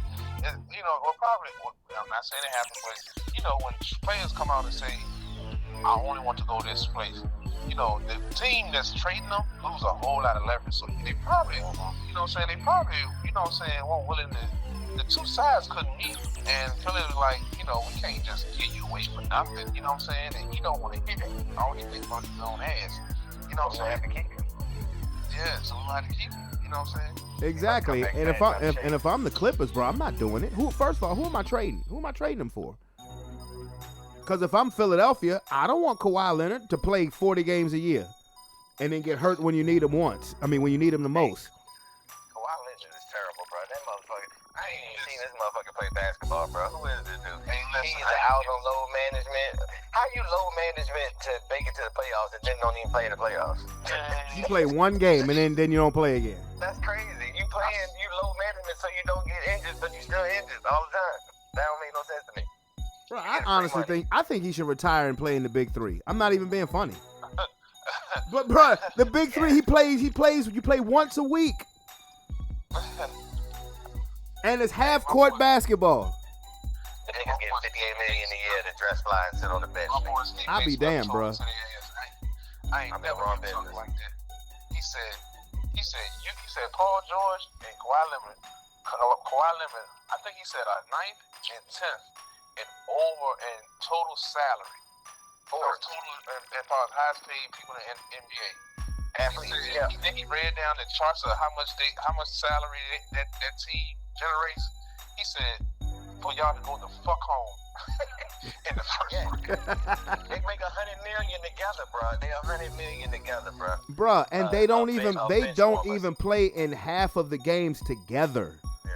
Yeah, no, that's crazy. And that's why I think the best thing that the Clippers did was keep Russell Westbrook, because you say what you want about him, the nigga's gonna show up to play. He is. He's gonna be available every game. Whether it be erratic as hell and all over the place, he gonna be there. But you know what? Erratic as hell is better than being in street clothes.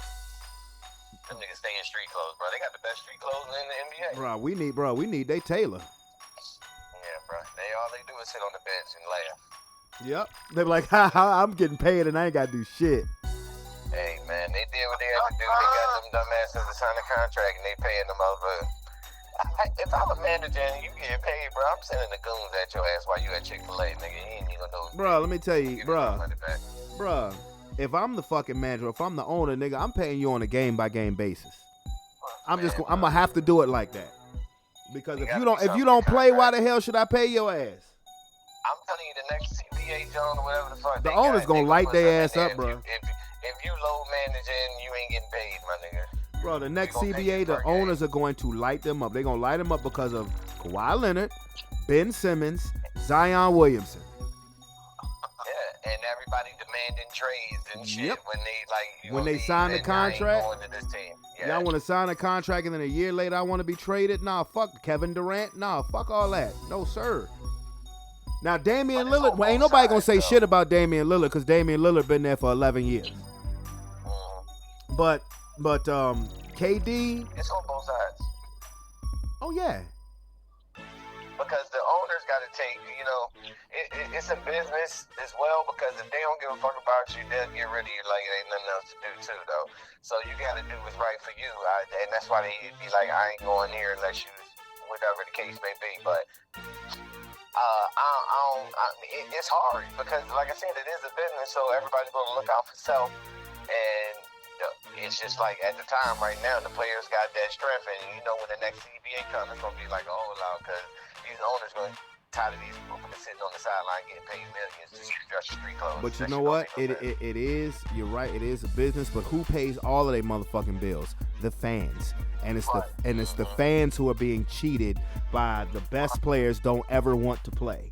And that's the shit right there. The fans pay your bills, and you have shortchanged the fans. And this, to be all jokes aside, and this coach just went in the Hall of Fame this weekend. This is Greg Popovich's fault. He started this shit. And it's just people just took it to a whole nother level, and the fans are the ones who are really getting cheated. As these contracts get bigger, these players play less. I don't get it. And who started? Wow. Greg Popovich started it. He's the one that started the load management shit. He would sit Duncan and Parker and Ginobili and Kawhi Leonard if it was a game against a team that he figured his bench players could beat. Even if it was a nationally televised game. I remember what was it? One night they were supposed to play the Heat. Where it was back to back. The second game was supposed to be against the Heat when it was LeBron, Bosh, and Wade. And he literally sent Duncan, Parker, and Ginobili the fuck home, back to San Antonio, on a nationally televised ESPN game. And the league got in their shit about it, but all it did was get worse. Because he started this shit. He's the one who started this shit. And it's just gone to a place where it should have never gotten to in the first place. And this is why I'm not gung-ho about going to see an NBA game. Nigga, I used to want to see an NBA game bad as hell. Not now. You might not catch him. You never know. Exactly. Now, Exactly. Now, sign me up for an NFL game any day. Sign me up for a preseason motherfucking football game any day of the week. No. But the NBA, nah, bruh. Especially, what's the team that's closest to us? The Wizards. They suck. The Wizards. So let's say the Lakers come. Let's say the Lakers come to play the Wizards, and the Wizards are terrible. There's a great chance that LeBron and AD not gonna play, and then I want my money back. You know, them two jokers ain't played against each other in 5 years. Who? LeBron and Durant. No, I said LeBron and AD. Oh, well, I'm talking about LeBron and Durant. They had, like, when they two teams, respective teams that matched up for the last 5 years, Somebody's always hurt, right? One or both of them Is hurt. Well, LeBron is 62. I get it. He said he's 62. He more likely to be, he more likely to be hurt, you know what I'm saying? Oh, if he's 62, Kevin Durant is 50. And as far as the load management, like LeBron, he may be one of the people to take advantage of it, but he don't abuse it. No, he doesn't, and I give him credit for that. No, he doesn't. He doesn't abuse it. No. But niggas like Kawhi Leonard, Zion, is it fair to say that Anthony Davis is abusing it? Abuse it. Well, Anthony Davis is hurt. He just fiberglass. He not. Yes, and we just signed that fiberglass to an extension, which is going to pay him over $60 million a year. Yes. That's one expensive Ferrari you got there. He got it, man. Just don't. You got that man on. Yeah. I ain't seen you on it, man. I've been on it. I ain't seen you. You must got me blocked, man. What you mean I got you blocked, nigga? I ain't doing nothing but beating these motherfuckers on this house rules, man. I send you an invite. You know what I'm saying? I give you a drink. We in the party right now. I'm on right now with Santos and them. But I was about to play online, but Brandy called. You know, got to do the podcast. I can't whoop ass and be on the podcast. No, I can dig it. And fellas, we can get ready to disperse because I'm about to eat some dinner. But yo, in a couple of weeks, y'all know it's gonna be prediction time, bro. Yeah, I'm ready, motherfucker. I'm paying attention this year, goddamn it. I'm gonna beat y'all ass again. I'm gonna beat y'all ass again. we all need to pick at the same time, because you have us pick like on Tuesday morning or Friday afternoon, and you pick your shit Thursday. Bruh, I picked. Yeah. First of, hold on, time Hey, the look, fuck it out. gotta be a right day, because sometimes we get to pick and shit games ain't even played or some shit ain't happened. It gotta be I tell you what I'm gonna do, because my schedule this season isn't the same. I will do the prediction shit on Tuesday instead of, because I would always do the shit on Monday and knowing there's still a Monday night football game to be played. That way I'll do it on Tuesday, so that way all the games have been played and you'll have a good idea of what we're looking at, so we can pick the third. Thing about it is you can't like, how we gonna do that, because you pick a Tuesday for Sunday, right? No, pick on Tuesday for Thursday night game, Sunday and Monday game, so you can get the whole week. You pick on Tuesday. That's what I'm saying. What if a nigga edging on Friday, man? I can't take my pick back. Hell, no, because the same shit happened to me, and I asked, can I take my pick back because somebody got hurt? I don't remember that. And I it was remember that, because you never asked me. I don't know who you asked. it was I will screenshot you the text. It was Marcus, and Marcus and Aaron was like, nope, you pick us in, you can't. I was like, okay. I was like, all right, you know what, fine, cool. Because so y'all don't even give a fuck if a nigga in, you can't even take your pick back, huh? hey man. Once they lock in, they lock in. Well, I mean, but I could be wrong too. Like, it could be a pick could be locked in. Let's say I picked the Broncos to win a game and Russell Wilson get hurt. Oh, well, I don't want to pick the Broncos now. It's too late. I just gotta take that L. Game time decision, though. Say what? What if we got a game time decision? You know how some people be like, I don't practice during the week. Well, no, that's part of the flow of it, Sean. You know what I'm saying? Exactly. That's part of the flow. Nigga, your ass want to make your pick at 12:59 right before kickoff. At 12:59 before kickoff, goddammit. No. Bro, I came in second, so it don't fucking matter to me, bro. We can do whatever, goddamn. You gonna come in second again, nigga? You crazy as fuck. I'm coming How first. about that? How about Yeah, this? first to last. I know you write everything down. I do. You know what I'm saying? Well, not well. I'm saying I do. Yeah. So No, we need a thing where we can see everybody's picks. That's what I'm saying. Yes, okay. So what happen is for real, because we already know what we did. The only person we really need to know what, for real, the only person really know what everybody did is your junk. But everybody needs to know what you did. So what I'm saying is on Wednesday, That's true. On the group chat, why don't you just text us The picture of everybody's picks. Yeah, we want to see your picks, because Absolutely. you ain't lying and shit. Because I say my picks on the podcast every week. Go back and listen to them, homie. I got receipts, but I can still send y'all. I can still send you the pictures. I can still send them to you. I don't believe it, Cheetah. Nigga, please. On Wednesdays or Thursday morning, just send a picture of everybody's pick. Matter of fact, I'll send y'all the picture right after. I'll send you the picture right after the podcast. Yeah, right in the group, Joe. Yeah, absolutely. I'll take the picture so everybody can have it, so everybody know what's up. That's no problem. Yeah, we need to see. That's no problem. Okay. We need to see. And y'all still gonna come. You still gonna come in second, Sean. Calvin, you still gonna come in fifth. No.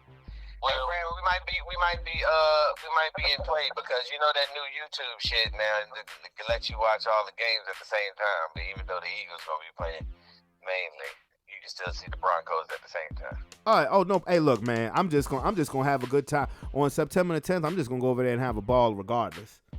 For sure, man. You know what I'm saying? Because Are we grilling or not? Yeah, we grilling. Okay. Yeah, I mean, so when do you want? Because I was gonna get some steaks, or I was gonna get a couple of steaks. Do you want them the day before? Or do you want them the day? Do you want them what? I don't know when we can just put them on the grill. You can bring them out the joint. We can just throw them. I had the coals and all that shit ready So whenever time y'all get, I don't know what time y'all want to start cooking and shit, or do that shit. But we can do that. We should probably get there at around like 11:45. Start cooking around like 12:15, so the Jones can be ready by kickoff. So we ain't got to be drunk by 1 o'clock. But now one of us played a 4, but it don't matter. We go watch all the other games. Exactly. Shit, go over there. Exactly. Yeah, and then we play a 4. Yeah. Yeah, because I mean, Yeah, shit. we got I the mean, joint out there. I'm already in mid-season form watching my struggling ass offense in the first half in the first preseason game. I was already screaming at the motherfucking TV. And your coach gonna make them niggas not like the team, dog. He doing Sean Payton doing too much, bro. You gotta calm that man down, I bro. ain't calm him down. No, keep y'all sorry asses on the field till you show me something that you like. Get a new kicker. He trying to be too like I'm the man type. But shit. you know what? Like, That's where Nathaniel Hackett last year messed up. He's coaching. He's telling he is the man. He's coaching. Exactly. He probably went to Russell Wilson and asked him, "Is this your Watch this mutiny."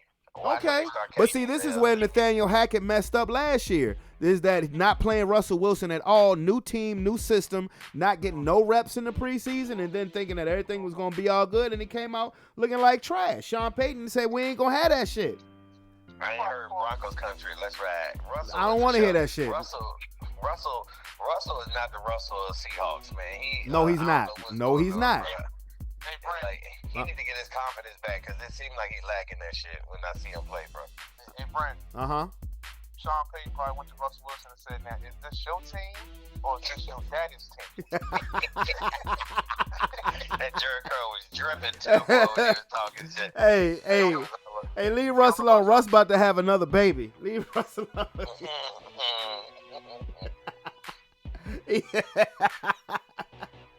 Get on the bus, son. I like how Future. Patricia, did you smoke all that? You said what? I like how Future always try to throw shots at Russell Wilson, and every time he do, Russell Wilson get his baby mama pregnant.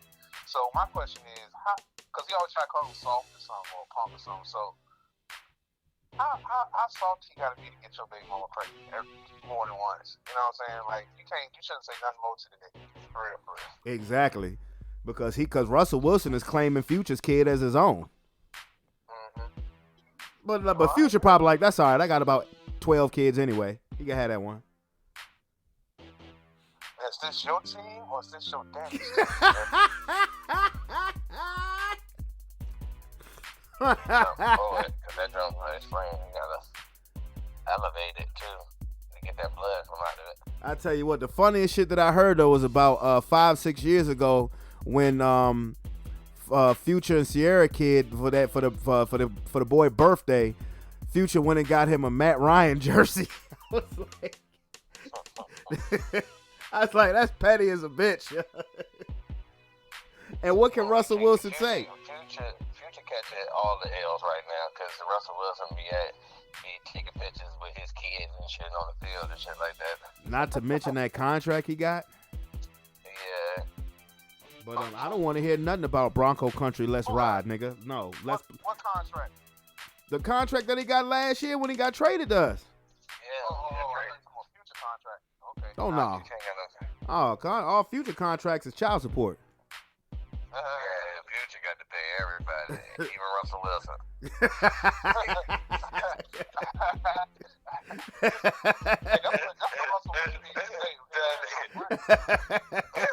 He need to take a picture with his Jericho dripping and shit. Like, oh my money, bitch. You doing all this rapping, nigga? Where is my money?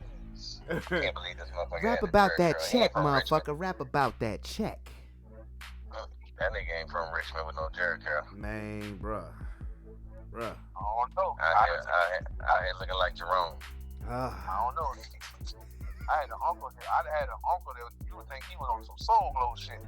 Yeah. You know what I'm saying? How the fuck you wear your good shirt out there with all that Jericho juice dripping on your shit, right? Watch your mouth. I just wonder how them niggas smoke cigarettes. They smoke nothing, their hair catch on fire. Especially after the Michael Jackson shit. He said that nigga bed is flammable. I know, but that's all they can take. Oh, hell no. He's saying that nigga bed is flammable. All that fucking Jericho juice. Man, you know them sheets ugly. I'm telling you something, man. The 80s was a different. 80s was like a different. That was a different world.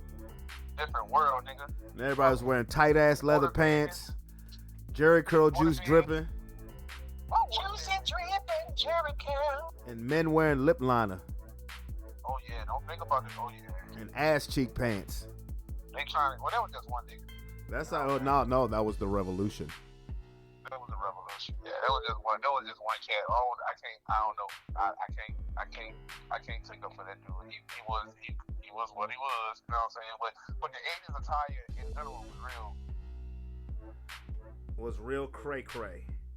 You should did it again. No, I got you back, bro. All right. I didn't do nothing. My screen ain't even on, bruh. And I should did it. You said the 80s was what, Calvin? I said the '80s was a different planet, boy. It was. Everybody walking around looking in the outfits that they wore in the Beat It video. Yeah, it was. Yeah, had to pull off. Imagine going to the fucking going to walk. Imagine now going to walk and seeing nigga in like a full red leather suit. What the fuck is he doing? But that's how he did it. A full red. Oh, bruh, all you have to do is watch the first scene of Beverly Hills Cop 1. That'll tell you everything. When he walking down Hollywood Boulevard, that's all you need to see. Niggas was in Thriller outfits and Captain Crunch suits with Mr. T mohawks. Yikes. Speaking of Mr. T mohawks, y'all see that motherfucking commercial with the white dude with the mohawk popping up talking about something you approve, bro? Yeah. What is that? Nigga mohawk off the chain, nigga. that shit look like it. That shit needs some Hulk on it. That shit don't look right, bro. That shit look crazy. He look weird as hell popping up behind nigga talking about something. You're approved. You get punched in the face like that. Yeah, nigga, that's how you get shot, nigga. But anyway, you guys go ahead and y'all have y'all Madden talk, bruh. I'ma call it a day, fam. All right, bro. Hey, Sean, you get back in that party, eh? Yeah, I'm in the joint now. Yeah. And Calvin, tell Sean that he need to be at the next fight party. You already know that. Man, you know I don't watch no goddamn boxing, bro. It don't matter. You don't have to. That shit is bull. Tell him he need to be at the Canelo Charlo fight. I don't even know who they is. So you know who Canelo is. I don't know. You know who Canelo is. So, when is that? Well, let me ask you this. September 30th. I need to ask you something, Brandon. Is it possible for Bud to fight Tank? For Crawford? Yeah. Yeah, it's possible. Do I think it'll happen? No. Let's put it this way. When I heard Charlemagne talking to Terrence Crawford, talking about something, the person he needs to fight is Canelo, that's just unrealistic. That's not gonna happen. But if Tank would have to move up and weight, and he can do it, but I don't believe Crawford would want to fight at 147. Now, that doesn't mean that they can't have a catchweight fight at 150. And now that, to me, I could see would be more realistic. So, yeah, I would give that more of a chance than saying Crawford versus Canelo. But see, Crawford want to fight Charlo, the dude who Canelo about to fight. So, but I mean, he gonna fight this rematch with Errol Spence first and whoop his ass again. Yeah, man. Yeah, that was a different kind of ass whooping. Yeah, man. It just, but like we said, you know, in football, if your game plan wrong, you lose by 2 touchdowns, 3 touchdowns. In boxing, if your game plan wrong, you get your face rearranged. Exactly. You know what I'm saying? I don't think that boy is nothing sneering. He just, you know, he had a bad night. He got his ass whooped. This is what it was. Yeah, he got his ass whooped. You know, and those were supposed to be the 2 best fighters in the world, and Errol Spence just proved that he's not in Terrence Crawford league, not even by a little bit. Now, see, as far as a big money fight, now that would be a huge. If Tank and Crawford fought, that would be a huge money fight. Yeah, that'd be bigger than Pacquiao Mayweather. No, I ain't going that far. Just because Mayweather and Pacquiao were 2 household names. They were 2 global icons of the sport. Crawford has reached that level now. Tank is still trying to get there. Well, I knew about Tank before I knew about him. Well, that's because Tank has been more active and he's been more impressive as far as his fights than Errol Spence. And Tank is like a Mayweather protege, but he ain't on Mayweather's level when it comes to the popularity. You know, now if he got to that point, now let's just say, okay, let's say let's say at the end of next year, Tank has won a couple more fights and Crawford has won a couple more fights and Tank's popularity has gotten to that level. I could see it coming close to Mayweather Pacquiao, but the biggest fight since Mayweather Pacquiao was Crawford versus Spence, because both of them niggas, look, see, Errol Spence got Jerry Jones in his back pocket, so you already blowing up because of that. You know, and that's why I thought was his downfall, because on the All Access, he got Micah Parsons sitting, you know, in the gym, in the ring with him. I'm like, what? You already lost. But, no, I'm serious. But when it comes to the popularity, like, he sold out Cowboy Stadium. You know what I'm saying? And that's hard to do. You know, that's where the fight was at? No, I'm talking about in past Spence fights, he sold out Cowboy Stadium. And that's hard to do. So his popularity was up there. He was seen as the more popular fighter than Crawford, even though most boxing experts would say they thought Crawford was the better fighter, but not by as much as as we saw. Like I said, that was a different kind of ass whooping. But the more, yeah, I mean that, whew. I'm about to go downstairs and watch it again. Anyway, let me go, bro. Well, because you start talking boxing, we'll be on here for another hour. Okay. Well, God bless y'all niggas. What? Yes, sir. Yes, sir. God bless you, my boy. God bless you, sir. God bless you. God bless you. Until the next time, sir. Until the next time. Until we meet again, my brother. Until we meet again. Won't a big time. All